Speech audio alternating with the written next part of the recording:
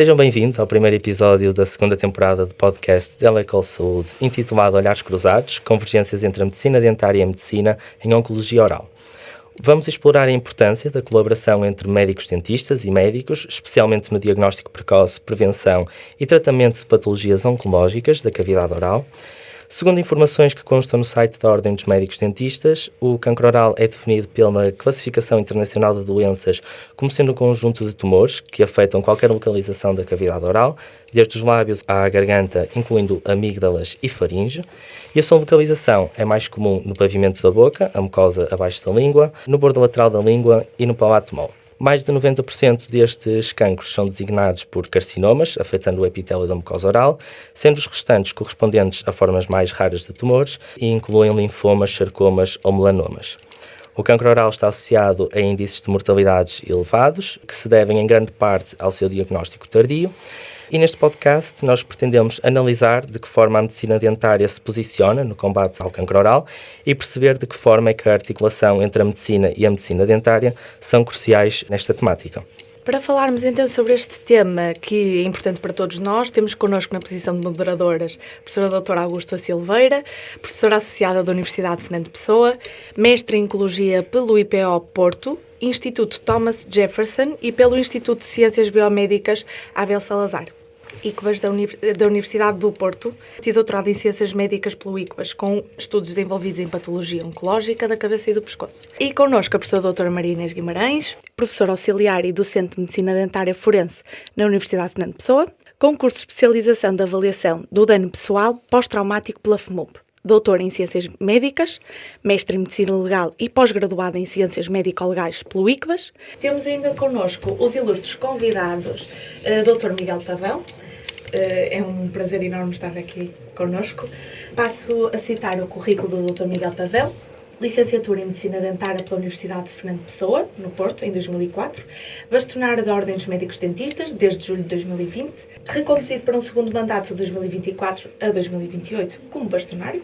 Fundador em 2005 e antigo presidente até 2018 da ONG Mundo a Sorrir, Médicos Dentistas Solidários Portugueses, que promove a saúde oral em populações carenciadas. Condecorado com a Ordem do Mérito Civil pelo Trabalho Social da Mundo a Sorrir, recebeu o Prémio Dental Pro Best Dentist Responsabilidade Social, Board Member do Conselho Europeu de Dentistas, membro da direção da Rede Europeia Anti-Pobreza, na secção portuguesa, e connosco também aqui presente o professor Dr. Eurico Monteiro, licenciado em Medicina pela Universidade do Porto em 1978, na especialidade de otorrinolaringologia, médico do Serviço de ORL do Instituto Português de Oncologia do Porto, no IPO, desde 1988, diretor do Serviço de ORL do IPO Porto nas últimas décadas, mestre em Oncologia pelo Instituto de Ciências Biomédicas Abel Salazar da Universidade do Porto e a sua tese em Fatores de Prognóstico no Cancro da Laringe. Fez o doutoramento na mesma instituição, ICBAS e Universidade do Porto, com dissertação sobre incidência e suscetibilidade para cancro da laringe e fatores na resposta à radiação. Também experiência ímpar no tratamento de tumores de cabeça e pescoço por mais de 3 décadas, sendo um dos médicos mais reconhecidos pelos seus pares, pela excelência enquanto cirurgião na patologia oncológica da cabeça e pescoço. É também professor auxiliar na Faculdade de Ciências da Saúde da Universidade de Fernando Pessoa, autor e coautor das publicações nacionais e internacionais em patologia oncológica de cabeça e pescoço, orientação de vários trabalhos científicos no mesmo domínio. Muito bem. Então, em primeiro lugar, eu gostaria de transmitir ao Sr. Bastonário e à Ordem dos Médicos Dentistas os cumprimentos institucionais da Fundação Fernando Pessoa, da Universidade Fernando Pessoa e da Faculdade das Ciências da Saúde e, em nome pessoal, agradecer imenso ao professor Dr. Eurico Monteiro e ao Dr. Miguel Pavão por estarem aqui. Nós temos, assim, uma vida cruzada na oncologia oral há muitos anos. Foi assim que eu conheci o Dr. Miguel Pavão. Éramos 2 jovens em 2010 e foi precisamente através da organização da ONG Mundo a Sorrir e de um convite para um grande projeto naquela altura, Cancro Oral, Refletir e Saber Agir, que me convidaram para fazer a coordenação do projeto. Foi aí que conheci o Dr. Miguel Pavão. Foi aí que nos articulamos com o IPO de Porto. Eu já conhecia o professor Eurico Monteiro há muitos anos. O professor Eurico Monteiro faz parte da minha vida da oncologia oral. Foi o meu mentor de medicina oral. Tudo aquilo que eu sei de oncologia oral provavelmente foi orientado pelo professor Eurico Monteiro. Fez parte da equipa de orientação do meu mestrado, do meu doutoramento e foi mentor ao longo da vida. Foi a pessoa que me fez passar provavelmente as maiores vergonhas enquanto pelas perguntas que me fazia e que me punham na biblioteca do IPO do Porto horas a fio a estudar. Mas assim lhe agradeço realmente tudo aquilo que me levou à medicina oral. Com o Dr. Miguel Pavão e em 2010, de facto, nós tínhamos esta preocupação já naquela altura, não era, Miguel?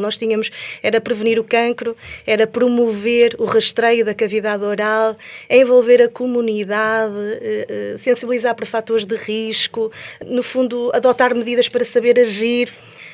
Miguel, eu vou tratar-te por Miguel. Assim seja. Não achas que isto nos parece ainda muito sonoro, 15 anos depois, ainda nos parece tão atual, ainda parece que se tivesse que escrever hoje o mesmo projeto, voltávamos exatamente às mesmas preocupações?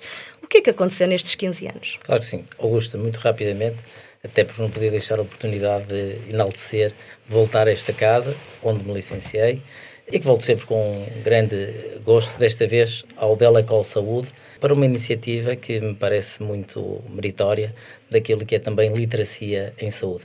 E partilhar este momento com o professor Eurico Monteiro é sempre um privilégio também para a aprendizagem.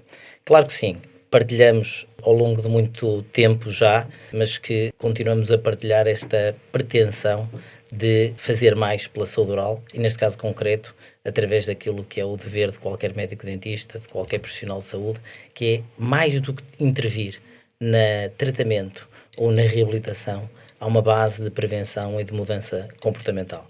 E só para te dar nota que na altura éramos muito novos, mas continuamos também muito novos relativamente a esse aspecto, mas verdadeiramente a sensação é exatamente essa. É que pouco ou nada se conseguiu nessa matéria, e diria que o problema relativamente à incidência de cancro oral na população portuguesa mantém-se, como nós sabemos, continua a ser um grande desafio, continua a ser também um grande fardo para aquilo que é a despesa do erário público, porque acaba por ter um tratamento muito oneroso e onde realmente se impõe a prevenção e as medidas que evitam chegar a uma situação já de malignidade ou, como nós sabemos, infelizmente, no caso do cancro oral, até à morte. Por isso, o que é que eu tenho a dizer relativamente a isso? Esses foram pequenos ensaios que nós fizemos, mas que deram frutos. E se calhar até o facto de estarmos aqui hoje e de termos iniciado esse ecossistema de um grupo de pessoas, de investigadores, acabaram por dar frutos para um tema que continua a carecer de muita atenção. Nós temos que nos lembrar que, à época, nós não tínhamos o PIPCO, o Projeto de Intervenção Precoce de Cancro Oral em Portugal, desenhado, e todas essas pequenas iniciativas estimularam para que, do ponto de vista também de políticas de saúde pública, elas pudessem vir a ser reforçadas e implementadas. Aquilo que nós sabemos é que, relativamente à situação de cancro oral em Portugal, e os dados são conhecidos, há ainda muito trabalho a fazer. E há preocupações recentes que incidem também para aquilo que eram os grupos alvos, os fatores de risco, onde se destaca o tabaco e o consumo de álcool, mas que verdadeiramente também, com fatores agora onde o HPV ganha uma predominância até nas populações mais jovens, que deve acarecer também a nossa atenção. Por isso, o que é que eu tenho para dar nota? A incidência em Portugal continua a ser mais nos homens, estamos a falar de 11,1 por 100 mil habitantes, naquilo que se pode considerar o cancro do lábio e da cavidade oral, e que o comparativo a nível da União Europeia é 2 vezes maior em Portugal do que na União Europeia.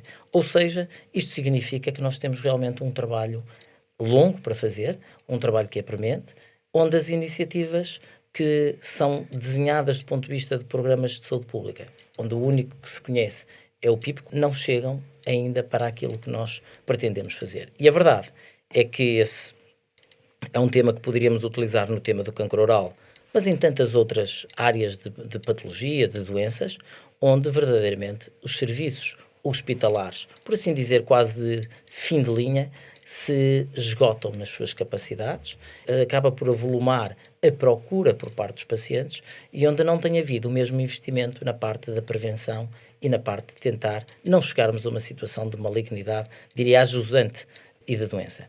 Unicamente só para também dar aqui um final, um remate à minha intervenção inicial, apenas para dar nota que naquilo que é a despesa do orçamento da saúde, que tem vindo a aumentar na última década quase para o dobro, nós estamos a falar de um orçamento de saúde que tem cerca de 17 mil milhões de euros, chega quase, pela primeira vez para 2026, 17 mil milhões de euros, não chega a 1,2% aquilo que é investido em prevenção. Ou seja, a média da União Europeia fica abaixo dos 3%. Portugal está no 1,2%. Diria que estes indicadores demonstram que perpetuação da doença e não pode ganhar aquilo que também é um fator fundamental, que é a razão de tratar ou de evitar aquilo que nos causa as doenças. Nesse sentido, os fatores de risco médicos dentistas, partilhamos e convivemos com fatores de risco que devemos saber acautelar e que muitas vezes até ultrapassa só os profissionais de saúde. Há um conjunto de fatores de risco que podem ser modificáveis por vastas profissões, por fatores de comportamento, de literacia, educacionais, fatores socioeconómicos, onde é importantíssimo intervir. Obrigada, Miguel. Agora para o professor Eurico Monteiro. Professor, em 2018 eu estava no 4º ano da faculdade e assistia às suas cirurgias. E um dia estava assim lá atrás e disse-me assim: "Oh, senhora doutora, a senhora doutora quer vir aqui ver alguma coisa, aprender anatomia ou vai ficar-se pela raiz do dente?" E com esta simpatia abria portas a uma curiosidade muito própria. Não sabe, depois nunca mais o larguei, não é? Pronto, aquilo depois... Tivemos muitas conversas ao longo dos anos que eu dizia: olha, se é assim tão exigente com os médicos dentistas, porque é que eles não estão sentados nas consultas de grupo? E teve sempre uma resposta muito eficaz para mim, e na semana passada, quando conversamos sobre este podcast, voltou a falar-me dessa resposta eficaz, é dizer: a culpa é toda vossa. Praticamente, o que é que falta? Este podcast é ouvido por alunos, por futuros profissionais. O que é que acha que os pode inspirar? Eu não vou perder muito tempo em agradecimentos, nem cumprimentos. A todos nos conhecemos. Você também já ouvi por aí, não sei em que contextos. Augusto, obviamente, foi uma das minhas vítimas. Não vou considerar que isto fosse um bullying, nem isto tem nada a ver com aquilo que eu entendo que deve ser a participação dos médicos dentistas neste capítulo, digamos assim, do cancro oral. Eu há bocado ouvi quando você estava aí a fazer a introdução e falava numa colaboração entre médicos, vamos admitir, de medicina e médicos dentistas. Eu acho que vocês têm o trabalho facilitado, porque efetivamente para os médicos isto não significa rigorosamente nada, salvo raríssimas exceções. Na formação médica base, praticamente ninguém fala sobre cancro oral, não há nenhuma disciplina direcionada para isso. E, portanto, os apaixonados pelo cancro oral, ou se quiserem até ser um bocadinho, alargar o âmbito para aquilo que nós designamos de cirurgia de cabeça e pescoço ou patologia oncológica cervicofacial, tem 2 ou 3 carolas que se apaixonaram por isto e que desenvolveram a área. Portanto, isto é um terreno que não interessa a ninguém. Eu vou fazer aqui uma correção. Eu já não sou diretor do serviço, aposentei-me em janeiro, expirou o prazo, como em todos nós, expira, uns mais precocemente que outros, eu fui mesmo por limite de idade, mas trabalhei muitos anos, cerca de 40 anos, passou por ali imensa gente da área da otorrino e não só. Aqui o irmão, por exemplo, da professora Inês foi um deles, a Augusta também foi, não tinha nada a ver com as áreas de base. Agora, dentro daquilo que seria o grupo profissional de pessoas que se deviam envolver nas áreas, que seriam aqueles que na área da medicina estariam mais diretamente vocacionados para trabalhar, isto não interessa a ninguém. E não interessa a ninguém por uma razão muito simples: não dá dinheiro. E como não dá dinheiro e gasta muito dinheiro, como ali o Dr. Miguel Pavão falava, tratar estes doentes é muito caro. E, portanto, normalmente estes doentes também se tratam mal, porque quanto mais depressa eles terminarem a sua vida na Terra, os custos embaratecem. E, portanto, tudo isto que se prende com o diagnóstico precoce, com a prevenção, etc., isto normalmente não é fácil de fazer vingar para as estruturas ministeriais que nos governam. Ou tem que haver, digamos, um grupo que tenha capacidade de fazer pressão e que faça compreender a importância do tema, porque efetivamente, sei lá, estes tumores em geral ainda constituem cerca de 3% dos tumores globais, portanto é representativo e é um tema, um grupo de doentes que consome muito, digamos, para tratamento ao erário público. Agora, nós já falamos isto várias vezes, em off, não em on. Qual será, digamos assim, a possível intervenção, ou o que é que, digamos, os médicos dentistas podem fazer neste capítulo? Vocês são os primeiros a observar a boca dos doentes. Se calhar há aqui um conjunto de imprecisões que se fala em cancro oral e que nós, por questões de divisão de forma, falamos um pouco diferente. Vocês tiveram aí o cuidado de falar no carcinoma da amígdala, porque fica, digamos assim, à vista.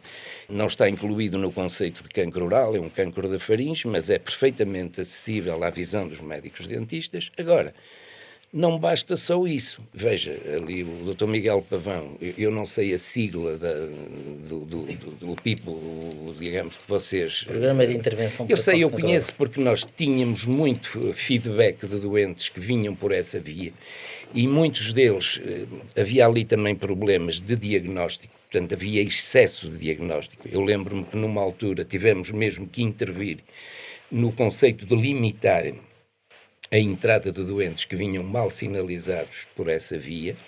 Agora, em paralelo, há um chamado grupo de estudos de cancro de cabeça e pescoço que não tem feito rigorosamente nada a não ser uma autopromoção das pessoas que lá estão.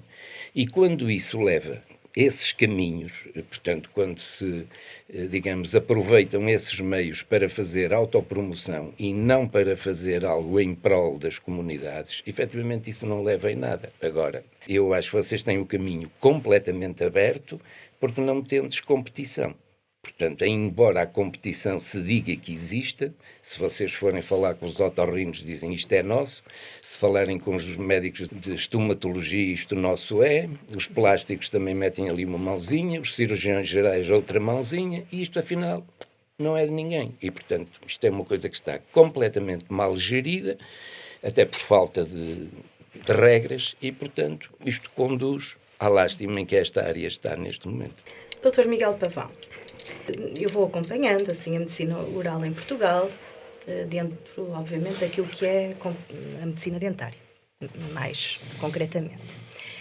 E nós temos muita gente a trabalhar muito bem a medicina oral em Portugal. Felizmente. Temos colegas com mestrados, com doutoramentos que se dedicam em exclusividade à área. Temos eventos científicos anuais dedicados apenas à medicina oral. Temos produção científica nesta área. E temos competências setoriais. E especialidades. Mas vamos pelas competências, passinho a passinho. Com tantas competências que temos neste momento, algumas delas com áreas mais jovens na medicina dentária, como aquela que eu estou mais ligada, a harmonização orofacial, porquê é que ainda não pensamos numa competência setorial em medicina oral? Bom, primeiro porque o caminho das competências setoriais, para ser traçado, precisam ter duas premissas importantes. A primeira é de evidência clínica, e eu diria que essa facilmente é conseguida, porque, como Augusta disse bem, a evidência clínica do médico dentista na área da medicina oral não é preciso mais referências pelo trabalho que já é feito. Mas depois é preciso capital humano, ou seja, nós precisamos ter um conjunto de colegas com um número, diria, suficiente para afirmar a competência. A Ordem traçou um conjunto de prioridades para definir essas competências, das quais a competência em medicina oral não foi elencada. Diria, até pela própria auscultação que a classe, pela afirmação que a classe quis dar às diferentes competências. Mas nós não nos podemos esquecer que há, dentro da medicina dentária, quer pela especialidade em cirurgia oral, quer por uma outra especialidade que está prevista já estatutariamente, mas que não avançou, que é a medicina dentária hospitalar, uma intervenção que faz grande sentido para a matéria que estamos aqui a falar, que é a matéria oncológica da medicina dentária oncológica.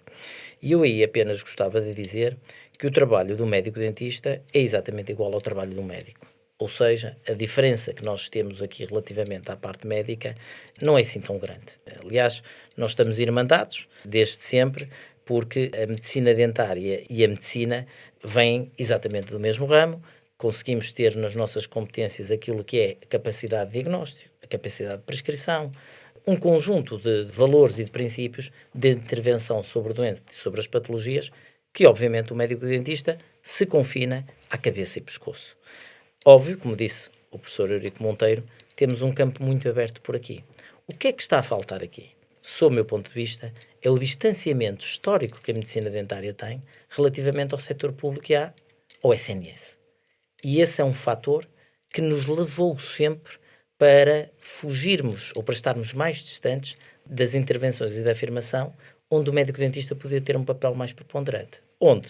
Nos hospitais oncológicos, desde logo, mas também nas unidades hospitalares que dão resposta oncológica. E aí contam-se pelos dedos o número de médicos-dentistas que intervêm nessas unidades hospitalares. Não sei concretamente no IPO, mas o professor Eurico Monteiro recebeu sempre colegas ou ainda hoje em dia têm colegas envolvidos. Mas nós temos nos IPOs portugueses colegas que trabalham há 23 anos, full time. E qual é aqui o problema? Esses colegas não são tidos nem achados como uma parte integrante por serem médicos dentistas, não são tidos nem achados por não terem um vínculo laboral. Não têm uma carreira, não têm uma equiparação médica a essa carreira. Contudo, fazem um trabalho, diria, tão útil e com tanto impacto como qualquer outro médico. Chega ao ridículo, isto é conversa que tive até com a atual Ministra da Saúde, chega ao ridículo desses médicos dentistas andarem a supervisionar os internos das várias especialidades de medicina, em que acabam por os supervisionar sem eles próprios terem aqui um vínculo. O que chega, do meu ponto de vista, a roçar o ridículo. Mas eu diria que agora, recentemente, estamos numa fase até de dar aqui alguns passos. Porquê? Porque o hospital, e espero não adiantar aqui muitas notícias, mas também seria um bom sítio para dar novidades, mas o hospital, o IPO de Coimbra, vai avançar pela primeira vez com uma unidade de medicina dentária oncológica. Eu acho que esse é um embrião muito, muito importante relativamente à nossa profissão. Quanto ao facto dos médicos dentistas ou termos uma especialidade ou termos uma competência setorial, eu não a vejo tão importante. O que eu vejo mais importante é o médico dentista ser um recurso útil ao Estado português, ser um recurso útil preparado, capacitado, em que lhe dá a oportunidade para servir aquilo que o Estado necessita, que é dar resposta aos doentes. E nesse sentido, eu julgo que os médicos dentistas têm sido desaproveitados. Primeiro por culpa própria, porque os médicos dentistas foram os primeiros a querer se afastar daquilo que era a dificuldade e os desafios que o Serviço Nacional de Saúde tinha. Estavam, por assim dizer, e se calhar o professor Eurico Monteiro saberá melhor do que eu, muito mais confortáveis na sua situação privada.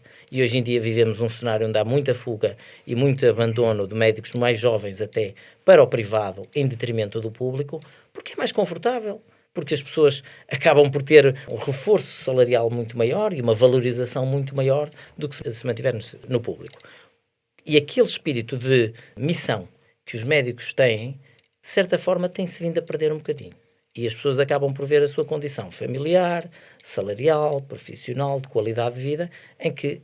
Mas isso estava a conversa aqui para outro podcast. O que é que eu vejo importante? É que o Estado olhe para os médicos dentistas e os valorize e os aproveite, de forma a que nas unidades hospitalares e nos cuidados de saúde primários eles possam ter reforço. E desde logo porquê? Porque, repara, o Dr. Eurico Monteiro disse aqui uma coisa muito importante, que é, esta é uma matéria onde até não há formação, ou os próprios médicos, sejam eles médicos com especialidade ou sem especialidade, não são, diria, capacitados, treinados para saber muita coisa sobre o cancro oral. E nós temos, por exemplo, o cheque PIPCO a ser emitido única e exclusivamente, diga-se, repito, pelos MGF. Ou seja, nesse mesmo sentido, é quase imperativo que estes médicos da MGF também tenham formação sobre isso. Os médicos dentistas, e não digo todos, muitos deles podem também evoluir para uma tendência da patologia oral, da medicina oral e da medicina dentária oncológica. Por isso, eu neste sentido, qual é a visão que eu tenho do papel do médico dentista para a intervenção oncológica? Na fase de mudança comportamental, de controle de fator de riscos, de uma fase de diagnóstico, de situações pré-malignas, onde o médico-dentista, pelo contacto que tem da observação rotineira com os doentes, pode ter aqui um papel muito preponderante. E aí valorizo o programa do cheque PIPCO, que é uma iniciativa muito incipiente. O número de cheques dentistas é residual. Nós estamos a falar que em 2024 foram emitidos, eu tenho aqui os números, 7.000 cheques dentistas e foram utilizados apenas 5.161. E biópsias foram feitas 1.948. Ou seja, para um universo é um valor muito baixo.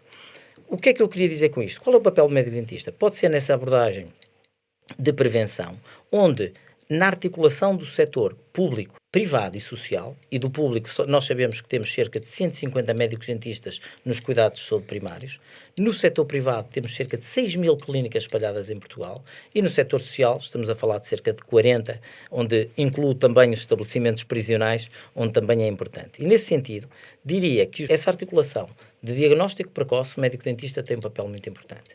Depois há uma outra intervenção, onde eu conheço o trabalho de poucos médicos dentistas, que há pouco referi, nas unidades hospitalares, que nas equipas multidisciplinares, com diferentes equipas, que o Sr. Dr. Eurico Monteiro liderou durante longos anos, o médico dentista também tem um papel, e também pode ter um papel, mais numa base interventiva de tratamento. E depois tem um papel muito importante na fase pós e de acompanhamento da doença, que é na fase da reabilitação, que é na fase onde há mutilação destes doentes, e o papel do médico dentista, seja de reabilitação, seja de manutenção, seja de acompanhamento funcional, nós estamos a falar de um órgão vital para aquilo que é não só a dignidade do doente, mas para a sua qualidade de vida. E que nós sabemos que, com uma alta prevalência, acabam depois os doentes ou por morrer ou por ter mazelas muito, muito graves. Por isso, este papel, em diferentes fases e diferentes intervenções, o papel do médico dentista é importante. E reparem, a intervenção do médico dentista num IPO ou numa unidade hospitalar com o doente oncológico não se destina só à cavidade do cancro oral. Nós estamos a falar de muitas intervenções, intervenções oncológicas, cirúrgicas, onde o papel do médico dentista, numa fase inicial, acaba por ter um papel fundamental para a preparação do doente para fases de tratamento de radioterapia, de quimioterapia, de terapias monoclonais, onde o médico dentista acaba por dissuadir fatores de risco, de patologia, de infecções recorrentes, que é fundamental numa intervenção para estabilizar a fase de saúde e não agravamento em fases de tratamento. Por isso, eu não tenho dúvida que o papel do médico dentista aqui é essencial, e também não tenho dúvida de dizer que os médicos dentistas nas unidades hospitalares não estão devidamente integrados, e o que vai acontecendo é um bocadinho quase por boas vontades, ou porque se encontram pessoas nas unidades hospitalares que aceitam, mas não há, por parte do Estado, uma organização para tal. E porquê é que não tem havido? Não é por falta de tentativa daquilo que se diz do advocacy, que é o papel que a Ordem faz, de advocacy, de influência para melhorar políticas públicas. O que tem acontecido é um desinteresse. A priorização política, como disse muito bem o Dr. Eurico Monteiro, este é um tema que não interessa a muita gente. É um tema que não há voz. E gostava aqui de afirmar o seguinte: nós não temos em Portugal uma voz dos doentes que padeceram ou portadores de patologia de cancro oral. Por exemplo, em Espanha apareceu recentemente uma voz de doentes que é fundamental para afirmar também a necessidade e as priorizações políticas, e a primeira associação foi criada por uma médica, do qual era um casal de médicos, o marido sofreu de cancro oral. Como médicos desconheciam totalmente o que era o cancro oral e as consequências do cancro oral, e levou a que, depois do marido ter morrido, acabou por falecer, a senhora tomou como um ativismo em que desencadeou um conjunto de pessoas que padeciam da mesma patologia e está a tentar mobilizar um ativismo para o cancro oral em Espanha. Eu acho que esse é um fator também fundamental, onde o cancro oral não tem uma voz. Não, os profissionais não se interessam muito, como há pouco já foi dito, e também os próprios doentes são doentes que acabam por ficar isolados e muitas vezes debilitados, em grande parte, e não têm, diria, massa crítica para afirmar a necessidade da priorização para a patologia da cavidade oral. Levantas aí um problema realmente, uma perspectiva nova. Essa questão do ativismo em Portugal seria algo completamente inovador. Mas há coisas que efetivamente não são. E realmente acredito que haja grupos que estão mobilizados e que estão com intenções fortes de, pelo menos junto das populações, exercer alguma sensibilização e alguma intervenção comunitária para tentar, pelo menos antes do cancro oral, conseguir realmente melhorar esta epidemiologia e estes números que não mudam ao longo das décadas, independentemente de muitas melhorias, e porque foi uma grande melhoria Eu trabalhei antes e após o PIPCO, quase 10 anos antes e já vamos mais de 10 anos depois, e é uma diferença muito grande. Antes do PIPCO, era necessário ligar ao professor Eurico Monteiro e o professor Eurico Monteiro fazer o encaminhamento. Assim foi, durante 10 anos, o meu trabalho de medicina oral. Era diretamente articulado com o professor Eurico Monteiro. Agora também é, quando quero saber, não é que assim, olha, isto é para mim ou é para si? Mas, a partir daí, temos toda uma legitimidade, temos todo um caminho aberto para uma intervenção muito eficaz. O Programa de Intervenção Precoce de Cancro Oral, para quem trabalhou antes e depois do programa, é uma mais-valia maravilhosa e uma mudança de perspectiva completa em Portugal, mesmo em comparação com outros países. Pode melhorar, com certeza, irá, e há mas... muito para fazer. Sim, acredito e sei que sim, mas o programa foi uma diferença muito grande, mesmo na integração e na legitimidade do médico-dentista enquanto... Augusta, deixa-me só interromper-te para dar aqui uma nota do seguinte. Para mim, enquanto alguém que tem agora responsabilidades para tentar afirmar políticas públicas, é muito difícil e é quase incompreensível não haver nas decisões políticas evidência para a questão de custo-benefício. Ou seja, é quase incompreensível, e eu estou a falar de projetos que são à escala daquilo que são das medidas de saúde e do Ministério da Saúde, são migalhas naquele oceano, migalhas ou gotas de água de um oceano de investimento, porque o PIPCO ou o cheque dentista são gotas de água num investimento em termos do que diz respeito ao investimento em saúde. Só para terem uma noção, o investimento do cheque dentista, eu não estou a falar do PIPCO, não ultrapassou nunca os 16 milhões de euros. Ou seja, isto é uma gota d'água naquilo que é o investimento em saúde. Isto para dizer o quê? Todos estes testes de ensaios, de iniciativas, deveriam ser medidos. Porquê? O que era importante nós percebermos com a intervenção do PIPCO era perceber ao final de uns anos quantos tratamentos realmente foram feitos, quantas mortes se evitaram, quanto se prolongou de esperança de vida e quanto se poupou em termos de quimioterapia. Em termos de tratamento oncológico, quanto é que se poupou? Porque eu não tenho esses dados e uma vez perguntei a uma médica que também fazia medicina dentária oncológica e tratava do cancro de cabeça e pescoço. E ela deu-me uma noção de que, em média, um tratamento de um doente que padecia de cancro oral, em média, arredondadamente, seria 120 mil euros de tratamento. Ou seja, contas, diria, grosseiras feitas. Mas não há estudos que nos deem essa indicação.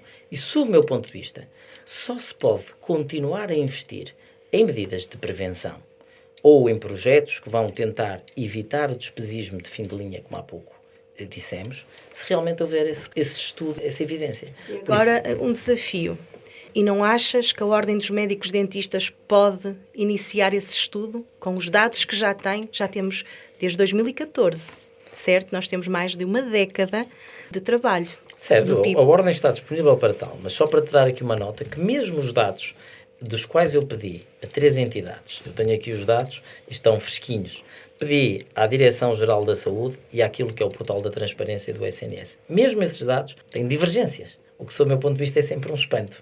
Mas em todos os dados que eu vou questionando o Ministério da Saúde, e remetem-me sempre ao portal da transparência, não são eles próprios dissonantes. Por isso eu não tenho dúvida que há uma necessidade de fazer esses estudos. Não é competência da Ordem, mas a Ordem está disponível para fazer. Sob o meu ponto de vista, há uma nova entidade, que é a Direção Executiva do SNS, que deveria ter uma intervenção em múltiplos estudos para tentar reduzir o despesismo do erário público na saúde. Não tenho qualquer dúvida sobre isso. Eu aí acho que a articulação com as universidades podia ser muito interessante. Quem sabe? Porque as universidades estão disponíveis para fazer estudos.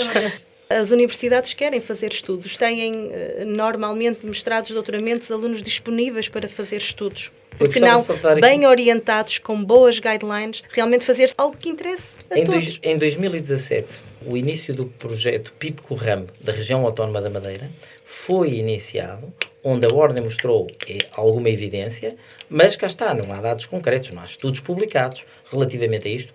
A verdade é que o Governo Regional comprou logo a ideia e implementou, mas eu diria que há aqui muito para ser trabalhado, até para percebermos se o que está a ser feito do ponto de vista de investimento faz sentido ou não. E repare, nós estamos a falar ao nível dos profissionais de saúde, mas há uma outra dimensão Eu estive quinta-feira passada na Rádio Renascença, em que o tema era o envelhecimento e a saúde oral.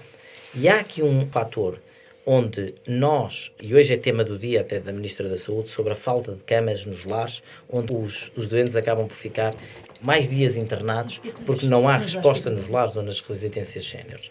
Há aqui uma outra dimensão que é dos cuidadores informais, onde, sob o meu ponto de vista, e falo com experiência própria durante os meus anos da ONG, não nesse primeiro projeto, mas depois num projeto que era o Sorrisos Porta a Porta, junto à população idosa, onde a população idosa não tem qualquer acompanhamento relativamente à sua condição de saúde oral e que poderíamos conseguir, em muitos casos, antecipar a malignidade da doença. Nós estamos a falar de situações onde só já quando há estadio 3 e 4 é que há intervenção e há encaminhamento. O que me leva, e aqui como cidadão, não como bastonário, não como médico-dentista, o que me leva a ficar perplexo é porque é que o Estado garante uma intervenção sem olhar a meios, e felizmente conseguimos isso consagrado em muitos anos de luta pelas liberdades e pelos direitos aos cidadãos, que é garantia de saúde até final de linha. Ou seja, com intervenções e repetições de cirurgias, se assim for necessário, em múltiplas áreas. Mas não há o mesmo investimento na fase com que não leva as pessoas a ficarem doentes. Esta mudança de paradigma está por fazer. Eu acho que esta mudança de paradigma está por fazer. E extravasa isto de momentos, há que o país se preparar, diria, até a largo prazo, para mudanças até sobre os profissionais de saúde, com uma visão mais preventiva e não tão interventiva. Começo então por uma pergunta dirigida ao Sr. Bastonário Dr. Miguel Pavão. A propósito daquilo que foi mencionado anteriormente, da criação de equipas multidisciplinares, considera importante que o médico-dentista faça parte dessa decisão clínica em oncologia oral desde o momento do diagnóstico? Claro, eu acho que um médico-dentista deve integrar e deverá integrar equipas multidisciplinares. E dentro daquilo que é as unidades hospitalares, o médico-dentista deveria ser parte integrante relativamente a isto que estamos a falar, não só do diagnóstico, mas do acompanhamento. Se me pergunta se o médico-dentista deve liderar essas equipas, eu digo-lhe já que não. E aí estamos plenamente à vontade. O médico-dentista, neste caso, e tem uma preponderância, como há pouco expliquei, é um recurso útil que deve ser aproveitado. Agora, como há pouco também explicava, não é só na vertente hospitalar. O médico-dentista, no seu trabalho, seja no setor privado, seja no setor público, pode ser útil para uma intervenção mais precoce, como estamos a falar aqui do programa PIPCO. Contudo, acho que aquilo que são os poucos exemplos que já existem, mas que ainda se contam quase pelos dedos de uma mão, relativamente à intervenção de médicos dentistas nas unidades hospitalares para o âmbito do cancro oral, deve ser valorizada e deve ser estimulada. Isso é indiscutível. Esta agora é uma pergunta mais direcionada para nós enquanto estudantes. Como é que um estudante de medicina dentária, então, pode ter uma formação adequada nesta área e preparar-se de uma forma adequada, então, para essa integração multidisciplinar? Olha, desde logo eu acho que os médicos dentistas o fazem muitas vezes com uma pretensão própria de evoluir para áreas de conhecimento da patologia oral e da medicina oral. Isso é indiscutível. E depois, aquilo que será a possibilidade de estagiar em unidades hospitalares é fundamental. Nós, naquilo que é o ramo do setor público, os médicos dentistas não têm um acesso direto às unidades hospitalares. Mas, como eu há pouco disse, sem nada estar devidamente consagrado de lei ou através de qualquer tipo de portaria, a verdade é que temos médicos dentistas aí. E hoje em dia, através daquilo que é uma reorganização do sistema público através das ULS, as ULS têm uma autonomia para poder integrar esses médicos dentistas. Como há pouco dizia, são exceção, não são regra. E é um caminho que nós devemos afirmar. Como é que isso pode ser feito? Eu gostaria que fosse generalizado. Estaria longe dessa situação. E parece-me que é muito importante evidenciarmos os colegas que já estão e que já desempenham essas funções e aproveitar as dinâmicas que são criadas de forma complementar. Aliás, Augusta é um bom exemplo disso, através dessas dinâmicas que tem vindo a criar quase pessoalmente ou quase a nível privado, mas que acabam por mostrar que há um caminho desses colegas, desses médicos dentistas. Nós temos a nível europeu outros bons exemplos, onde os médicos dentistas há, diria, concursos específicos e obrigações de integrar médicos dentistas nessas equipas multidisciplinares. Nós, infelizmente, não estamos nessa realidade. E como eu há pouco disse, do ponto de vista político, tem havido falta de atenção para isso. Posso-vos transmitir algo que tem sido, aliás, o Congresso da Ordem dos Médicos Dentistas chamou ao palco 2 colegas na área da medicina dentária oncológica, e que são esses colegas de Coimbra, e que fazem parte também de um grupo de trabalho da medicina dentária oncológica da Ordem dos Médicos Dentistas, e que têm tentado delinear um conjunto de propostas para serem apresentadas à tutela. A verdade é que elas foram apresentadas e a resposta tem sido 0. Por isso, isto aqui tem que haver priorização política, mas também tem que haver algum engenho. Eu diria que no dia em que os decisores políticos visitam as instalações, conhecem a realidade e o trabalho que esses médicos dentistas fazem, a par com outros profissionais de saúde, eu não tenho dúvida, certamente ficam muito mais sensíveis para criar essa mudança. Mas, como vos digo, a saúde oral carece e tem carecido muita atenção política e, infelizmente, estamos ainda bastante longe desta realidade. Como também já falamos aqui, os números desta doença em Portugal são bastante elevados, como o Dr. Miguel Pavão referiu. Estima-se que cerca de 6 em cada 10 doentes com cancro oral acabem por morrer 5 anos após a data do diagnóstico. Nesse sentido, eu gostava de perguntar ao professor Eurico como é que tem visto ao longo da sua vida profissional a evolução destes números e o que é que, na sua opinião, justifica esta evolução? Ora bem, eu se calhar vou dizer aqui uma coisa que não digo que vai pôr as pessoas um bocado, digamos, não em pânico ou a estranhar. Ao fim, desde que comecei até que acabei, nada variou em termos, digamos, globais, quer nos números das pessoas que chegam, quer, digamos, no sucesso ou no insucesso de determinadas formas de tratamento. Nós, nestas patologias, como em algumas patologias da área da cabeça e pescoço, aquilo que são os progressos técnicos, não é? Muitas vezes cirurgias, novos fármacos, novas formas de ministrar radiações, etc. Nós temos sempre a expectativa de que, a partir dali, vamos ter, com certeza, melhores resultados, que a cura ou o controle da doença oncológica vai surgir. E o que é facto é que até ao presente nada disso tem acontecido. Portanto, os números de sobrevivência continuam praticamente iguais aos que estavam antes, e isto, obviamente, que entronca um pouco naquilo que estávamos a falar, que é o conceito do diagnóstico precoce, porque também, quando falamos numa perspectiva abstrata, não estamos a estratificar se são os doentes em estadios iniciais ou são todos os doentes globais, mas é lógico que se nós apanhássemos doentes em fases precoces, naturalmente que os resultados seriam diferentes, gastávamos com certeza muito menos dinheiro ao erário público e portanto, acho que nesse contexto pouco variou ou nada variou, digamos, em números abstratos até hoje. Eu ouvi, falar aqui em muita coisa, eu acho que vocês, peço desculpa pelo que vou dizer, dispersaram um pouco o tema. E se o interesse é vocês focalizarem-se no cancro oral, eu acho que tem que haver um bocadinho menos ambição. Vocês foram um bocadinho genéricos, tentando, digamos, englobar o conceito da patologia oral e da formação, e eu acho que esse caminho é um caminho que vos vai conduzir, muito provavelmente, a insucesso. Por exemplo, Miguel Pavão dizia há bocadinho da integração, ou vamos admitir, no IPO de Coimbra, um grupo de colegas, vossos colegas de medicina dentária, decidiram implementar um grupo de trabalho. Isso era impossível no IPO do Porto ou era completamente impossível no IPO de Lisboa. Por uma razão histórica. O IPO de Coimbra, sem crítica, é um IPO que, do ponto de vista da concepção do tratamento e do grupo que trabalha o cancro de cabeça e pescoço, está praticamente reduzido a nada. E isso é uma oportunidade para a entrada de novos profissionais.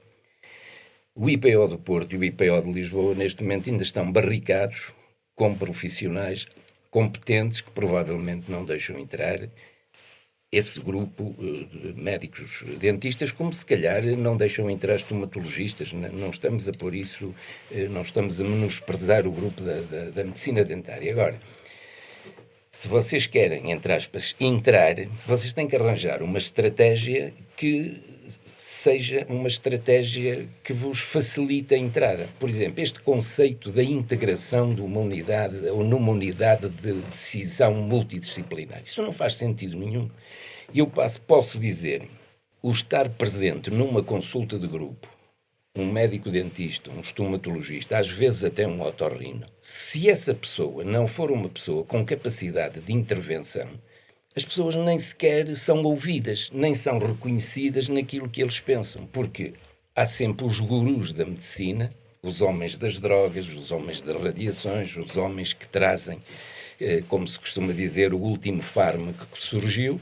Esses é que efetivamente querem ser os líderes da equipe e menosprezam todos os outros.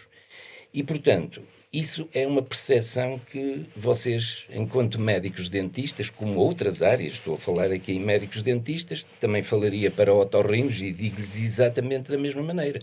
Qualquer recém-licenciado que pensa que vai a uma consulta de grupo, desculpem o termo, mandar palpites sobre isto, porque ninguém lhe reconhece nada disso. E, portanto, isto é uma coisa muito difícil de trabalhar. E o Miguel Pavão, que é o vosso bastonário, se for neste momento falar com o Carlos Cortes sobre isto, efetivamente que, eu não digo quem perde ou quem ganha, mas provavelmente que o Miguel Pavão não vai ter receptividade da Ordem dos Médicos para permitir, entre aspas, no bom sentido, que grupos se instalem e que façam parte disto. Portanto, isto aqui há, na prática, não há uma guerra, há aqui um sururu que sempre existiu, continua a existir e vocês têm que saber furar esse sururu. Agora, como? Professor, deixe-me aqui fazer uma pergunta. Então, que mudanças gostaria de ver implementadas em Portugal nos próximos anos relacionadas com a patologia oral da cabeça e do pescoço? No fundo, o que a mim me parece é que falta alguém que seja um porta-voz. Há bocadinho falou-se ali, o Miguel Pavão deu o exemplo do porta-voz dos doentes. Eu lembro-me que no IPO do Porto havia e há um porta-voz dos doentes de cancro de cabeça e pescoço. Não sei agora o nome, sei que era um senhor que era engenheiro, foi nomeado numa associação que é o líder. Agora, o que é que essa pessoa pode fazer? Uma pessoa dessas, veja, isto depois é um anacronismo funcional que é muito interessante. As unidades querem ter no seu portfólio o representante destes e daqueles e daqueles outros, por imperativo legal. Mas essas pessoas depois não fazem nada, do ponto de vista prático, não transmitem nada à sociedade. Aquilo é para estar muito bem ordenado, para ter todos os requisitos quando vier a empresa de certificação, tem que ter aquilo tudo e, portanto, essas pessoas servem para isso, mas elas estão lá. Mas não são os tais indivíduos que vão fazer a ponte com a sociedade, que vão fazer, digamos, o trabalho de campo que é necessário para fazer isso. Agora, se me pergunta como é possível fazer isso, vocês têm que fazer, efetivamente, um trabalho de casa que não é fácil. Estão aqui duas carolas, a Augusta e a Inês, que gostam disto e que tentam ser o motor disto.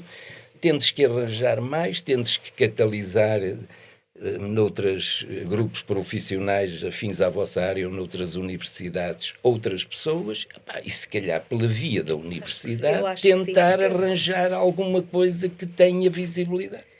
Por exemplo, na área da medicina é a mesma coisa. Eu vi agora na concepção do currículo de medicina, há ali determinado tipo de lacunas. Agora, eu também digo assim, quer dizer, isto interessa?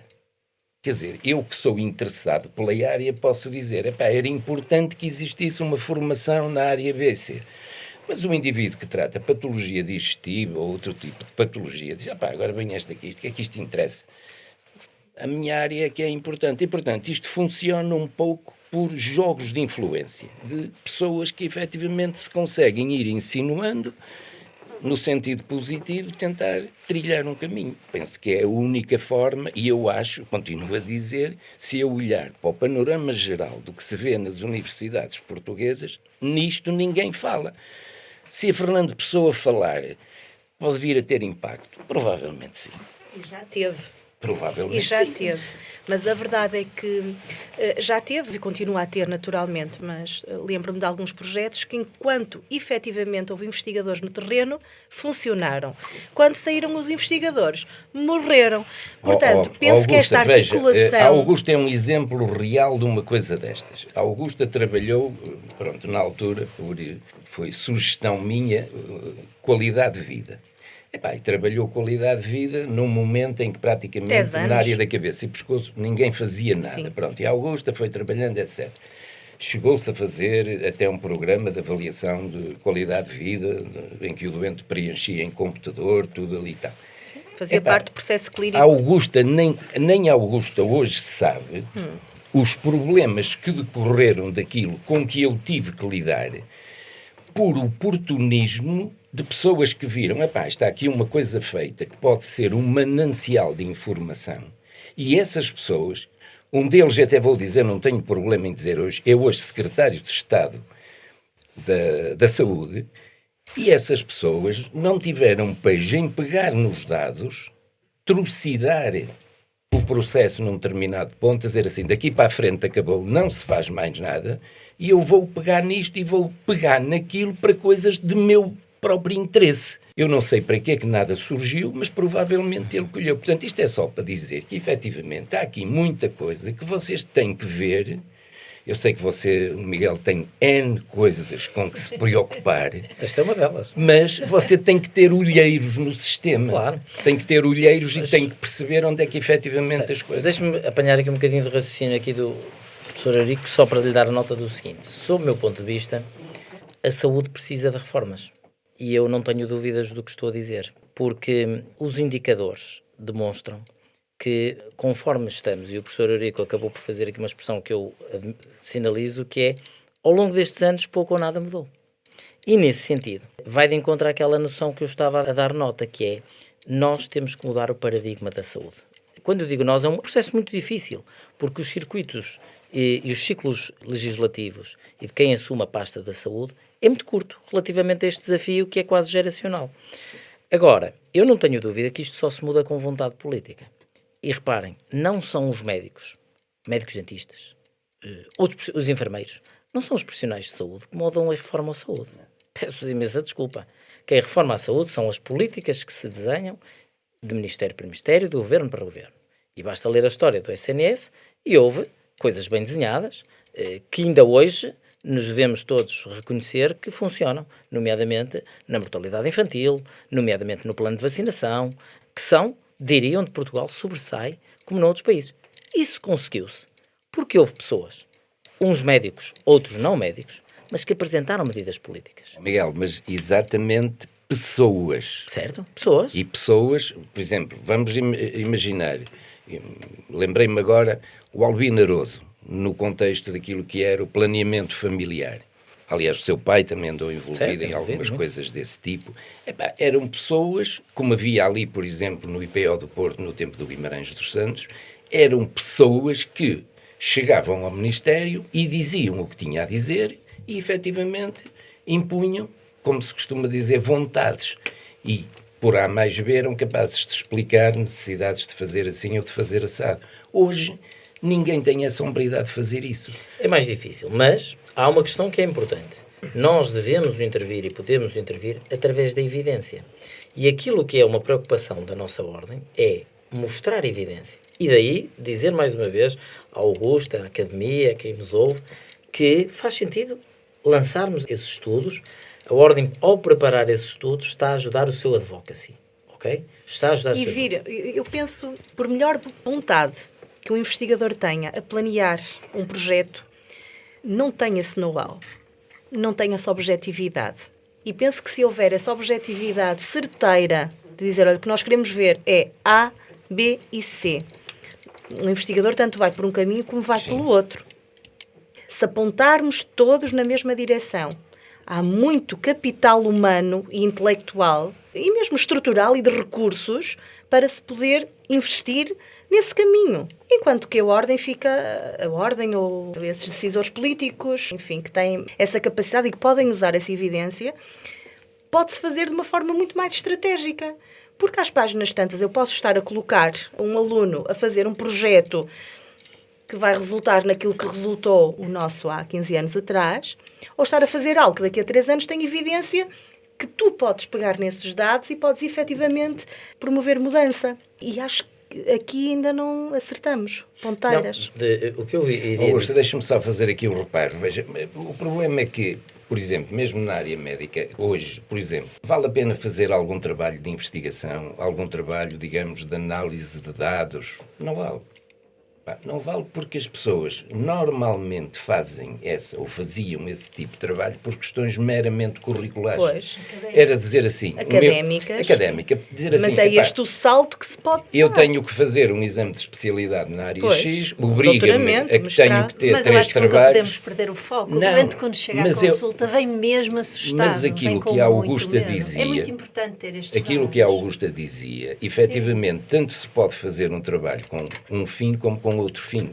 Agora, se nós direcionarmos, digamos, a análise que estamos a fazer, tendo um fim em vista, por exemplo, demonstrar a importância daquilo que o Miguel há bocadinho dizia. Por exemplo, a qualidade de vida, por exemplo, estudada com base naquilo que era a eficácia, o custo-eficácia, ninguém quer fazer esse tipo de estudos. Se nós fôssemos fazer estudos de custo-eficácia, os novos fármacos e coisas do género, isso tinha caído tudo por terra. Mas não interessa, o grande grosso, o grande sumidor, digamos assim, do SNS está a ser investido aí, por pressão das farmacêuticas, etc., por tudo isto.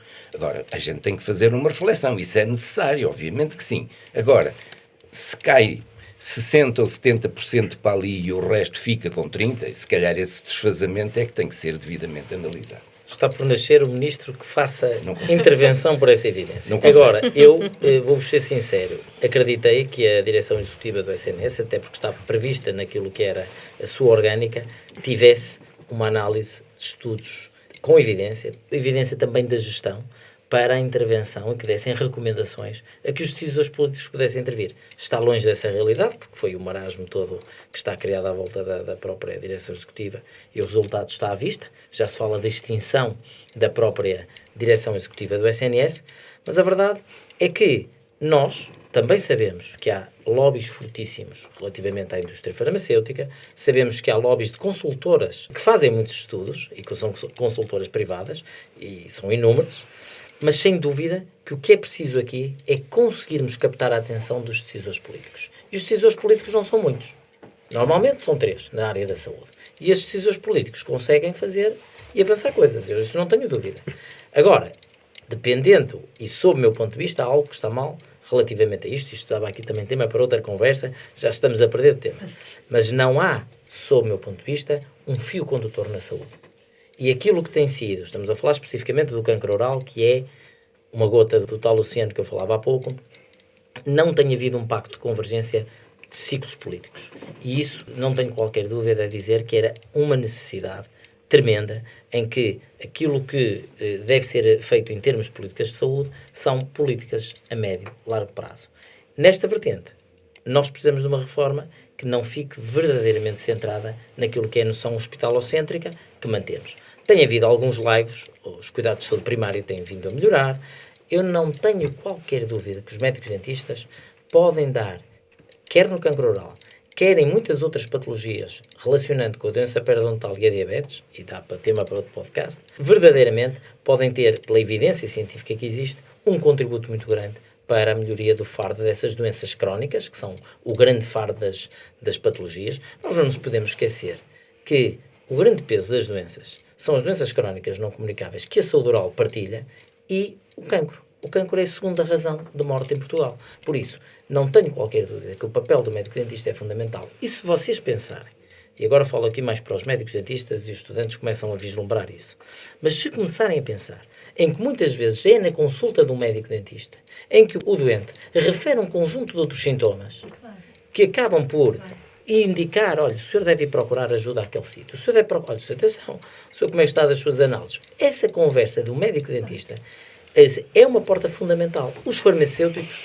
sob o meu ponto de vista, têm conseguido alicerçar muito a sua profissão numa vertente de comunidade, pela intervenção na comunidade, onde o médico dentista teria mais capacidade do que isso. Só pelo seguinte, nós temos 3.000 farmácias em Portugal, 2.900 para ser mais precisas, e temos quase 6.000 clínicas em Portugal.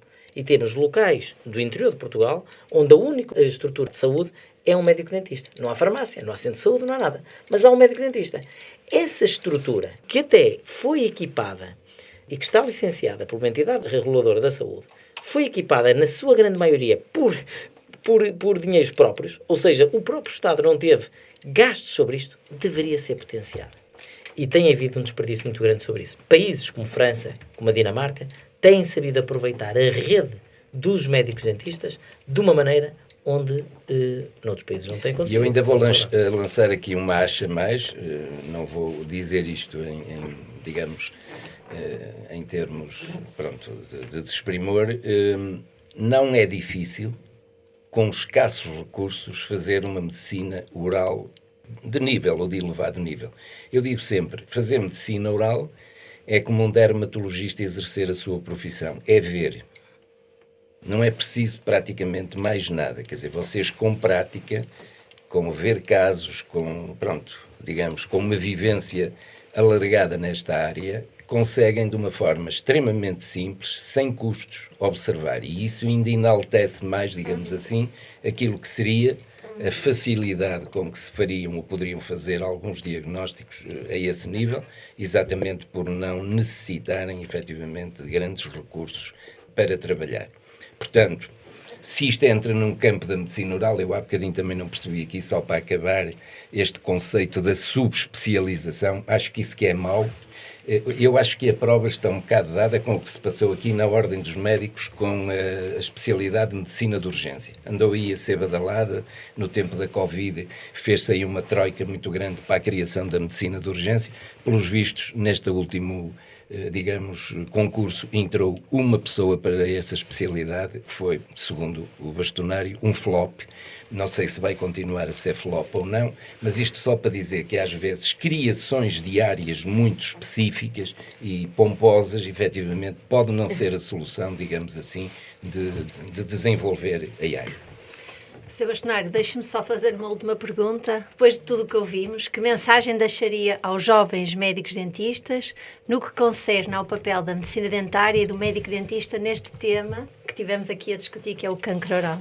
A mensagem é uma mensagem de alento para uma área que, sob o meu ponto de vista, é a área que tem mais essência do ponto de vista da medicina. Nós tentamos, muitas vezes, afirmar a profissão em áreas que, do ponto de vista de medicina, são muito mais supérfluas. Ou seja, estamos a falar relacionada com a área estética, relacionada com, às vezes até com áreas que são importantes e que a medicina dentária se afirma muito, mas até naquilo que é correção ortodôntica, mas que do ponto de vista da sua evidência médica, daquilo que é o serviço médico para reduzir patologias com alta severidade, o papel do médico dentista nesta área da patologia oral, especificamente do cancro oral, diria que é afirmar a profissão na sua essência.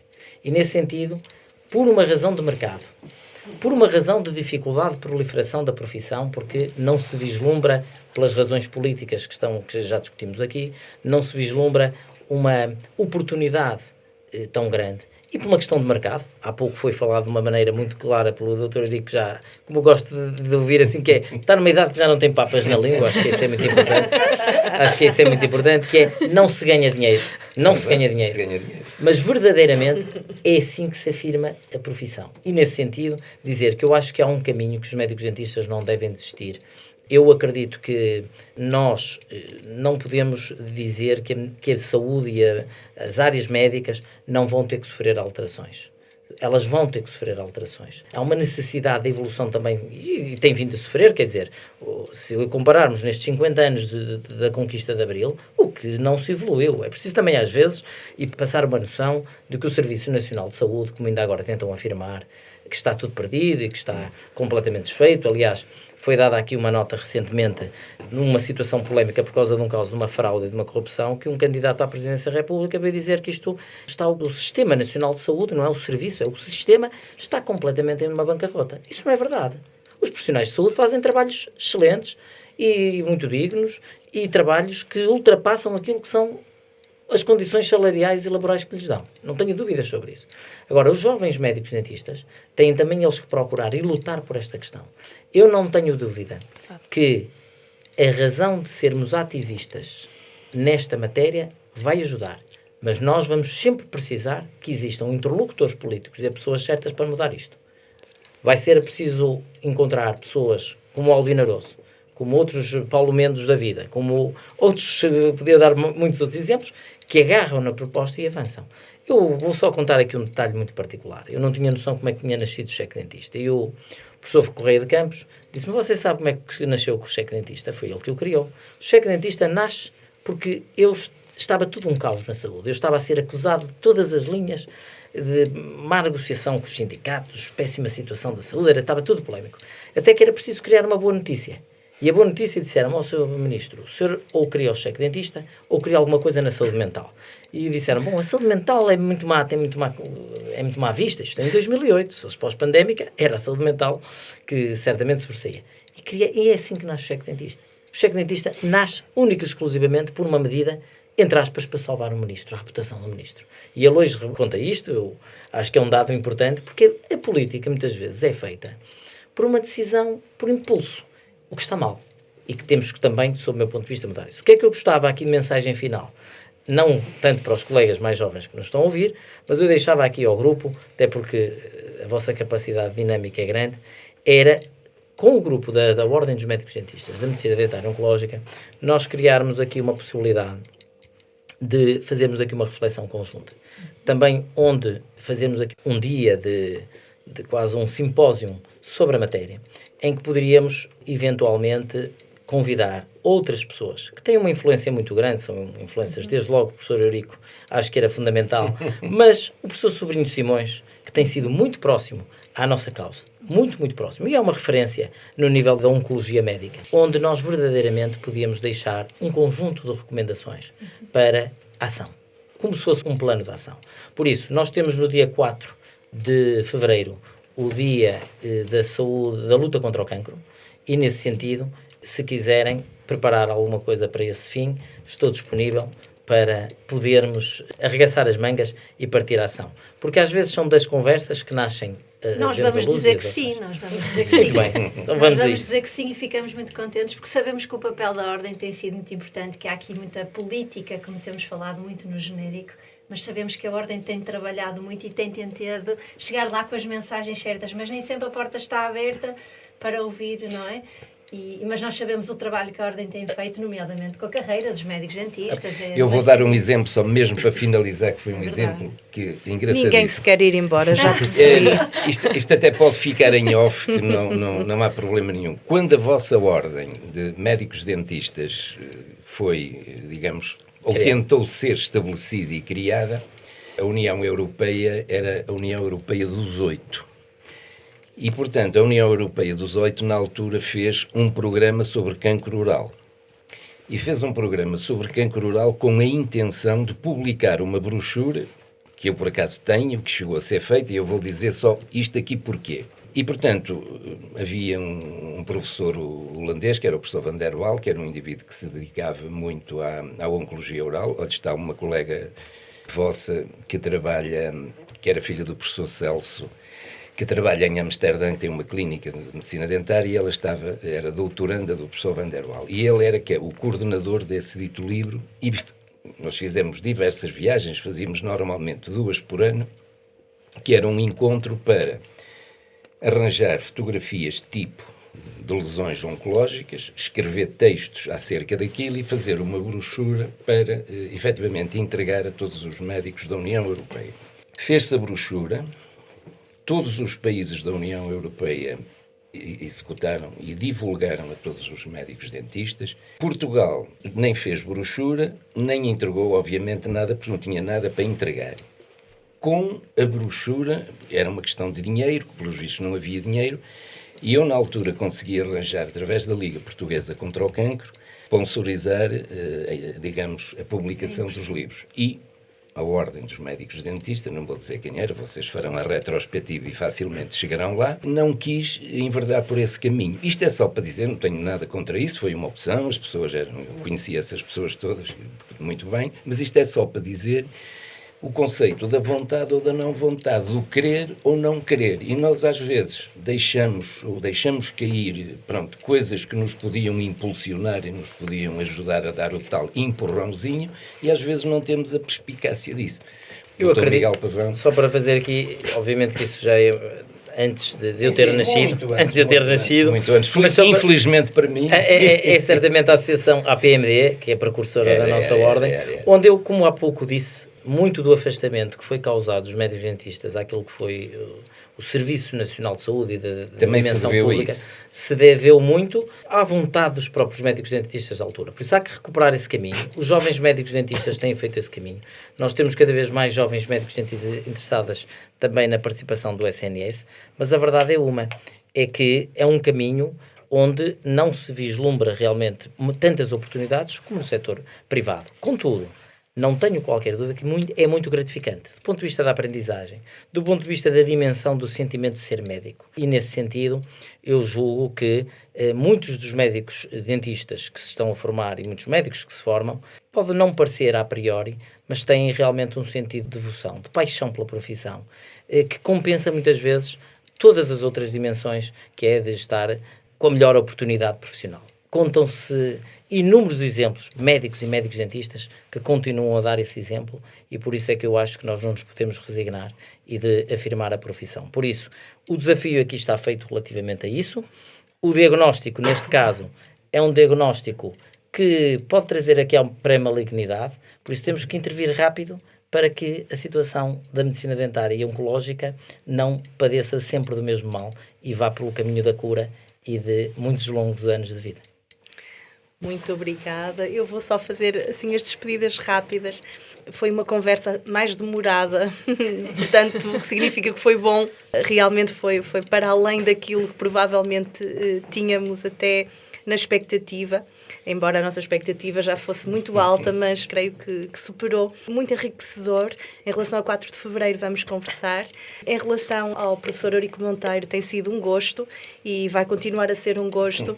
Ao Dr. Miguel Pavão, estar ao lado desta ordem, estar ao lado do Dr. Miguel Pavão, é fortalecer, a meu ver, na atualidade, fortalecer as oportunidades para estes jovens. E nós, enquanto professoras e enquanto centros de ensino superior, preocupa-nos a situação atual, mas a situação atual está mais ou menos controlada, digamos assim, para nós, não é? Mas custa-me ver tanto jovem com tanto potencial a abandonar o nosso país e criar condições para os reter, para que eles fiquem cá com condições, com paixão, com vontade. Penso que a Ordem também se tem posicionado muito nesse sentido. Espero estar presente, eu e a professora Inês, para conseguirmos continuar a assistir a estas melhorias e, no fundo, abrir portas para que também o cancro oral e a medicina oral sejam futuro. Já tem sido, assim, um alicerce muito, muito importante nos últimos anos. O PIB, que é um grande exemplo disso, mas que realmente possa, no futuro, integrar estes jovens apaixonados e que possam realmente fazer, porque há, de facto, alunos que gostam muito de medicina oral, gostam muito de trabalhar em oncologia oral e desperdiçá-los, não gostaria nada de os ver voar para fora de Portugal. Muito obrigada por tudo. Eu acho que tenho uma palavra de agradecimento também à nossa Beatriz Loibo, que aproveito para apresentar. Ela é presidente do Núcleo de Estudantes de Medicina Dentária da nossa universidade. O Ferraz é um aluno de 5º ano que está agora também em medicina e, portanto, um apaixonado também pela área médica, pela medicina oral. Ele está a fazer tese na área da medicina oral, deseja fazer doutoramento na área da medicina oral e, portanto, há aqui muito potencial, de facto, para pessoas com muito valor se integrarem na causa e conseguirem levá-la mais longe. Quero então agradecer aos nossos participantes, Dr. Miguel Pavão e Professor Dr. Eurico Monteiro, por partilharem connosco a vossa visão, que certamente enriqueceu o nosso público e tornou mais atento a esta problemática. Portanto, obrigada a todos, aos nossos ouvintes, e até ao próximo episódio.